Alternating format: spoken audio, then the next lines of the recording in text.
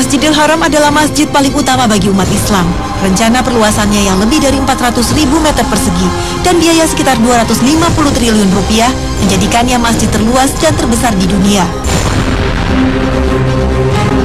Kemegahan masjid suci paling utama bagi umat Islam ini semoga menjadi pemicu semangat dalam beribadah.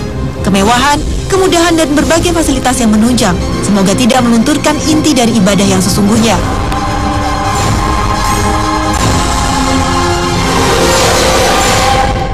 Bismillahirrahmanirrahim. Alhaakumut takatsur hatta zurtumul maqabir.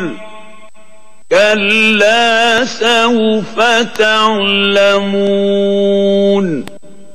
ثم كلا سوف تعلمون كلا لو تعلمون علم اليقين لترون الجحيم ثم لترونها عين اليقين ثم لتسألن يومئذ عن النعيم.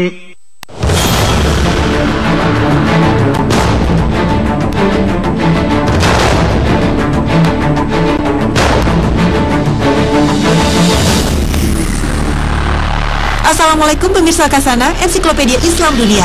Pagi ini kami hadir kembali dengan serangkaian informasi untuk Anda.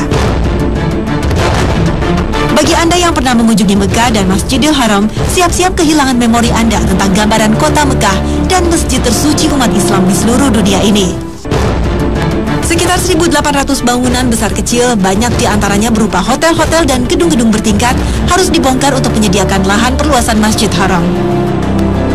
Sementara yang merasakan dampak terbesar dari perluasan ini adalah bisnis perhotelan, pertokoan, dan rumah makan. Juga dengan ketersediaan pemondokan haji yang dekat dengan Masjid Haram, dengan sendirinya akan berkurang. Proyek yang diperkirakan baru tuntas tahun 2020 itu bakal menyerap dana hingga 100 miliar US dollar atau setara 920 triliun rupiah. Gelontoran dana super banyak ini mencakup pembangunan gedung pencakar langit, pusat perbelanjaan, apartemen, dan hotel-hotel baru di Mekah. Renovasi besar-besaran itu atas perintah Raja Abdullah selaku penjaga dua kota suci. Raja Abdullah ingin menambah kapasitas Masjidil Haram menjadi 3 kali lipat. Total luas 1,1 juta meter persegi dengan kapasitas untuk menampung 1,6 juta jamaah tambahan. Pada saat ini masjid seluas 356.000 meter persegi itu mampu menampung hingga 2 juta jamaah di dalam dan di halaman. Proyek pengembangan keempat itu bisa dibilang yang terbesar. Pemerintah Arab Saudi akan memperluas halaman masjid, membangun tempat parkir, dan memperluas lokasi sa'i antara Bukit Safa dan Marwah menjadi 3 tingkat. Pembangunan intensif juga terjadi di Mina, Musdalifah, dan Arafah yang menjadi rangkaian tempat pelaksanaan ibadah haji. Tempat pelemparan jumroh ditata ulang demi keamanan jamaah. Jaringan transportasi subway juga akan dibangun mulai seputar Masjidil Haram hingga Arafah. Bangunan baru akan memiliki gerbang utama dengan 2 menara utama dan 2 menara di sudut-sudut bangunannya. Pada tahap pertama akan ditambahkan ruang sholat dengan kapasitas 800.000 jamaah. Pada tahap kedua dan ketiga, perluasan masjid mengarah ke halaman timur dan barat. Dengan demikian, kapasitas bertambah menjadi 800.000 untuk mengakomodasi 1,6 juta jamaah tambahan. Pembangunan massal di Tanah Haram ini mencakup juga wilayah sekitarnya dengan masjid suci sebagai pusatnya. Fasilitas umum dan pertokoan akan dibangun juga dekat dengan masjid. Peran masjid suci sebagai jantung sipil dan spiritual kota akan menjadi fokus utama dalam pelaksanaan rencana. Pengembangan wilayah ini mengutamakan kenyamanan dan keamanan. Perluasan ini bertujuan untuk mengakomodasi meningkatnya kunjungan jamaah ke Baitullah, tanpa mengurangi status masjid sebagai simbol pusat Islam, baik secara arsitektur maupun secara spiritual. Dengan selesainya proyek perluasan yang baru, maka semua daerah pemukiman tua akan menjadi bagian kompleks masjid. Sebenarnya, proyek perluasan masjid sudah dilakukan sejak Kerajaan Saudi berdiri. Yang pertama adalah pada masa Raja Abdul Aziz. Perluasan dimulai pada bulan Juli 1951 dan membutuhkan waktu 9 tahun untuk menyelesaikannya. Yang kedua, pada masa pemerintahan Raja Fahd, perluasan dimulai pada tahun 1984 dan selesai pada tahun 1994. Lantai pada dasar masjid memiliki luas 98.500 meter persegi, menampung 167.000 jamaah. Lantai atas memiliki luas 67.000 meter persegi, menampung 90.000 jamaah. Dan plaza sekitarnya seluas 235.000 meter persegi, menampung 450.000 jamaah. Sementara perluasan Masjid Nabawi sempat menjadi protes manakala beredar berita perluasan tersebut akan meratakan makam Rasulullah, termasuk 3 masjid tertua di dunia. Di sebelah barat Masjid Nabawi, yaitu Masjid Qaumamah, Masjid Abu Bakar, dan Umar. Namun sampai saat ini berita itu belum terbukti. Tanggal 6 Maret 2013, Raja Abdullah menandatangani proyek perluasan Masjid Nabawi yang akan selesai dalam kurun waktu 2 tahun ke depan. Dia pun memberi arahan untuk mengubah instruksi sebelumnya dengan memindahkan proyek dari sebelah barat pindah ke utara kompleks masjid. Masjid Nabawi adalah masjid terbesar kedua di dunia setelah Masjidil Haram di Mekah. Dan Masjid Nabawi merupakan salah satu masjid yang utama bagi umat muslim setelah Masjidil Haram di Mekah dan Masjidil Aqsa di Yerusalem. Ini dijelaskan Rasulullah dalam sebuah hadis riwayat Bukhari Muslim. Masjid Nabawi adalah masjid kedua yang dibangun oleh Rasulullah SAW setelah Masjid Quba yang didirikan dalam perjalanan hijrah beliau dari Mekah ke Madinah. Lokasi Masjid Nabawi semula adalah tempat penjemuran buah kurma milik anak yatim 2 bersaudara Sal dan Suhail bin Amr yang kemudian dibeli oleh Rasulullah SAW untuk dibangunkan masjid dan tempat kediaman beliau. Awalnya, masjid ini berukuran sekitar 50 x 50 meter dengan tinggi atap sekitar 3,5 meter. Kemudian melekat pada salah satu sisi masjid dibangun kediaman Rasulullah. Setelah itu berkali-kali masjid ini direnovasi dan diperluas.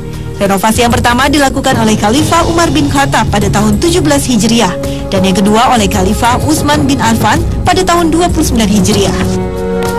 Di zaman modern, Raja Abdul Aziz dari Kerajaan Saudi Arabia meluaskan masjid ini menjadi 6.024 meter persegi pada tahun 1372 Hijriah. Perluasan ini kemudian dilanjutkan oleh penerusnya Raja Fahd pada tahun 1414 Hijriah, sehingga luas bangunan masjidnya hampir mencapai 100.000 meter persegi. Ditambah dengan lantai atas yang mencapai luas 67.000 meter persegi dan pelataran masjid yang dapat digunakan untuk sholat seluas 135.000 meter persegi.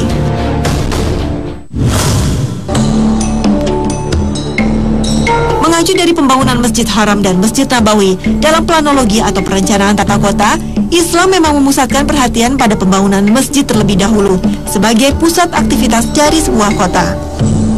Landscape tata ruang dan pembangunan kota di zaman Islam bisa ditarik ke belakang sejak Nabi Muhammad SAW hijrah ke Madinah dan membentuk tatanan kota baru, bahkan ibu kota negara Islam pertama. Rasulullah menetapkan 4 unsur pokok dalam tata ruang dan pembangunan kota. Yang pertama, pembangunan Masjid Jami, yaitu Masjid Nabawi. Kedua, kediaman Rasulullah yang berdekatan dengan Masjid Nabawi. Yang ketiga, pasar yang kemudian dikenal dengan Suq An-Nabi atau Pasar Nabi. Terakhir adalah pemukiman penduduk yang dihuni berbagai kabilah. Beberapa sumber secara terbatas mengungkapkan deskripsi mengenai tata letak masjid dan kota Madinah, seperti yang digambarkan oleh Haikal yang bersumber pada hadis sahih riwayat Bukhari dan Muslim, menyebutkan bahwa Masjid Nabi tersebut berdinding bata dengan spesies lumpur. Di sekitar masjid inilah kemudian Rasulullah membangun rumah tinggal, juga dari bata dengan spesies lumpur dan beratapkan anyaman daun kurma.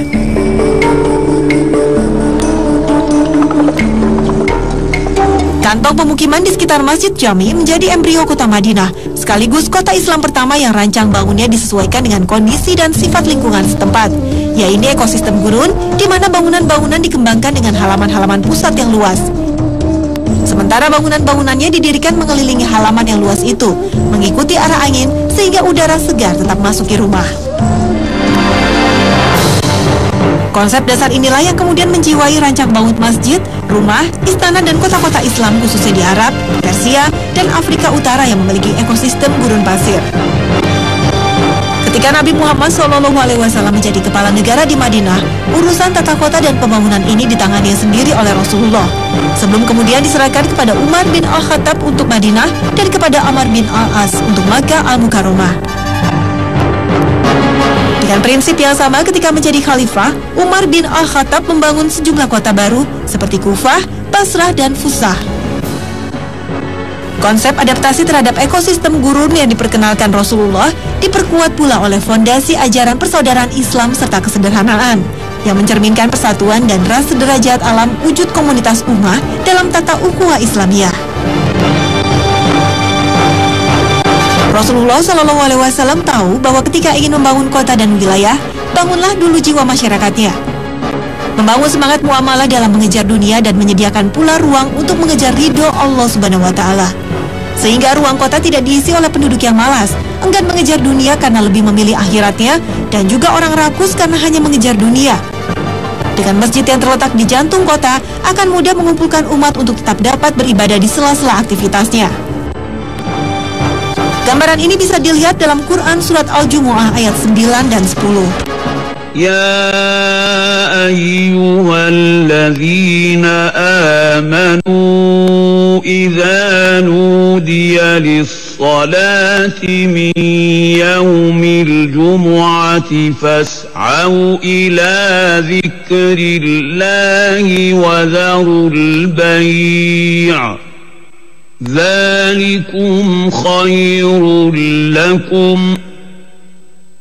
إن كنتم تعلمون فإذا قضيت الصلاة فانتشروا في الأرض وابتغوا من فضل الله واذكروا الله كثيرا لعلكم تفلحون. Kemudian ciri utama kota-kota Islam mulai berkembang dengan kehadiran unsur-unsur arsitektural masjid, istana, pasar, tembok pertahanan, pelabuhan, dan sebagainya. Etnisitas penduduk kota-kota Islam juga semakin beragam akibat meningkatnya aktivitas perdagangan regional maupun internasional. Ketika Abu Ja'far Al-Mansur menjadi khalifah dan mempunyai ambisi besar untuk membangun pusat pemerintahan baru di Baghdad, maka lahirlah kota Baghdad dengan tata ruang melingkar. Di tengahnya berdiri Masjid Jami yang megah, berdekatan dengan istana khalifah yang dikelilingi oleh pemukiman penduduk. Dilengkapi dengan jalan-jalan yang lebar sesuai dengan peruntukannya. Tata ruang dan pembangunan kota ini telah menjadikan Baghdad sebagai kota dengan tata ruang terbaik pada pertengahan abad kedua Hijriah.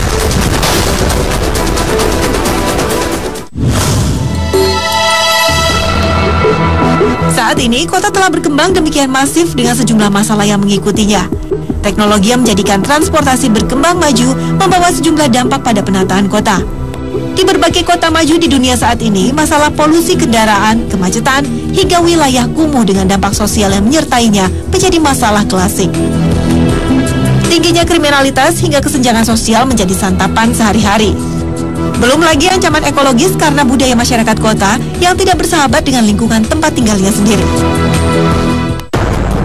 Tengoklah Jakarta, ibu kota negara ini salah satu contohnya. Salah satu bebannya adalah banjir, masalah yang harus segera ditangani, selain kemacetan yang menyumbang polusi. Belum lagi kawasan padat penduduk dengan tingkat kriminalitas yang tinggi menjadi pekerjaan rumah yang menunggu untuk segera diselesaikan. Dengan beragam masalah yang dihadapi, mampukah Jakarta menjadi sebuah kota modern? Ada 8 syarat yang harus dipenuhi, yaitu bebas banjir, ketersediaan air bersih untuk rumah tangga dan industri, sarana angkutan sampah padat dan cair yang andal, ketersediaan angkutan kota dan antar kota yang nyaman, ketersediaan tenaga listrik, ketersediaan sarana komunikasi, pembatasan polusi berasal gas dari pembakaran hidrokarbon, dan pembatasan kandungan padatan renik berukuran 10 mikron.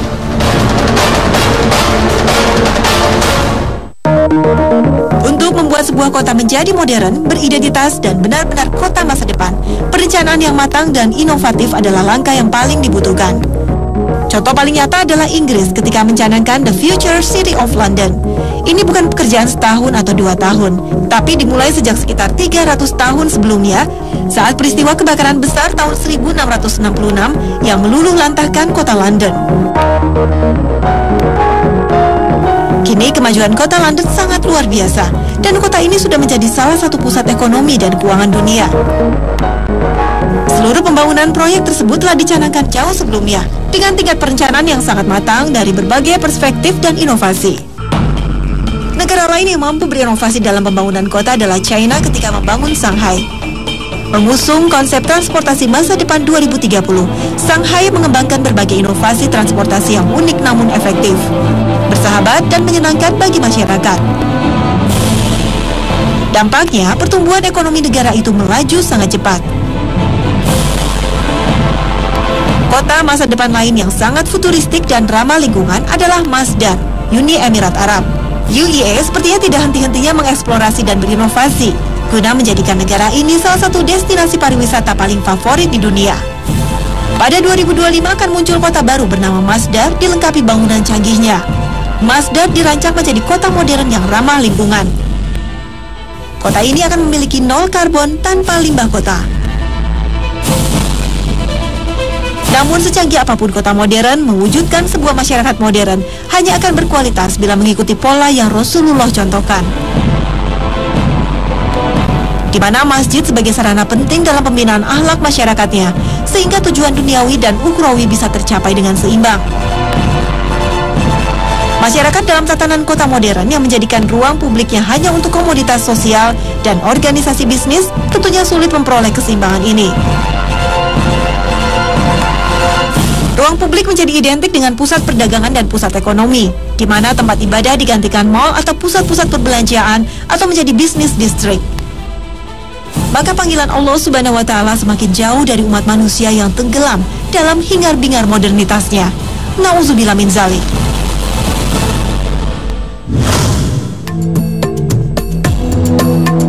Di tengah arus perubahan kota yang bergulir cepat, beberapa sudut kota meninggalkan bangunan yang menjadi saksi bisu putaran roda zaman. Terkadang bangunan tersebut justru menjadi media yang penting sebagai bagian dari sejarah yang menjadi pelajaran. Pelestarian dalam bangunan maupun arsitektur perkotaan merupakan salah satu daya tarik bagi sebuah kawasan. Dengan terpeliharanya satu bangunan kuno bersejarah pada suatu kawasan akan memberikan ikatan kesinambungan yang erat antara masa kini dan masa lalu. Menghancurkan bangunan bersejarah sama halnya dengan menghapuskan salah satu cermin untuk mengenali sejarah dan tradisi masa lalu. Dengan hilangnya bangunan bersejarah, lenyap pula bagian sejarah dari suatu tempat yang sebenarnya telah menciptakan suatu identitas tersendiri, sehingga menimbulkan erosi identitas budaya. Perseteruan antara tujuan pelestarian perkotaan dan hasrat modernisasi telah menjadi masalah serius dan berakibat pada sisa-sisa warisan budaya yang semakin berkurang. Contohnya dalam perluasan Masjid Haram yang menggusur rumah Siti Khadijah hingga rumah kelahiran Nabi Muhammad yang menjadi perpustakaan.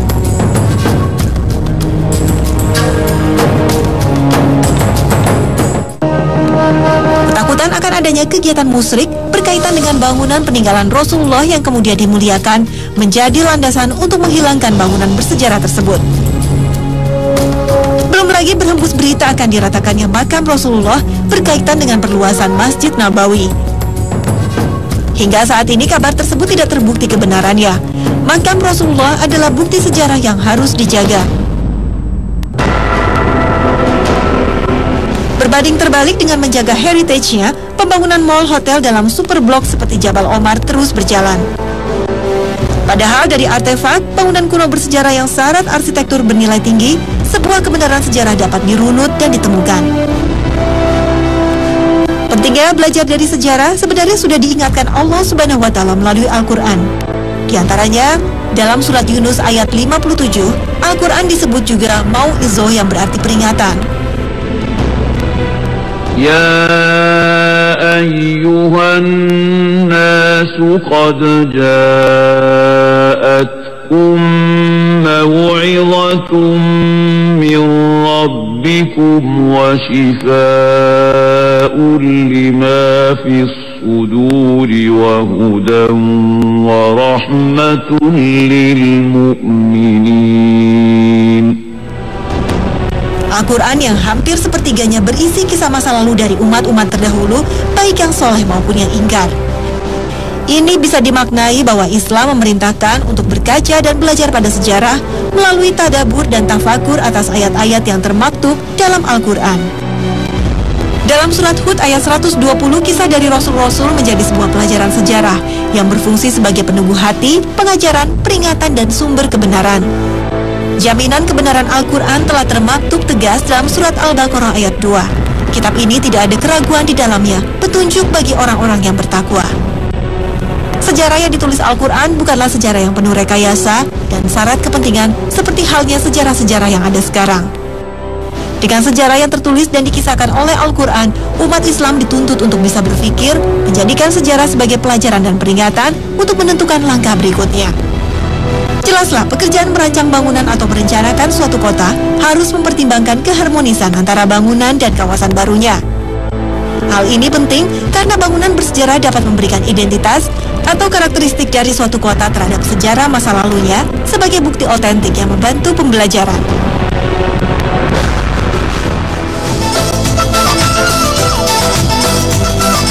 Nah, pemirsa setia Khasanah, berakhir sudah kebersamaan kita pagi ini. Semoga informasi tadi dapat menambah wawasan dan keimanan kita kepada Allah Subhanahu wa Ta'ala. Bila ada kesalahan dalam penyampaian, mohon dimaafkan. Semoga Anda bisa memetik hikmah yang terbaik. Wassalamualaikum warahmatullahi wabarakatuh.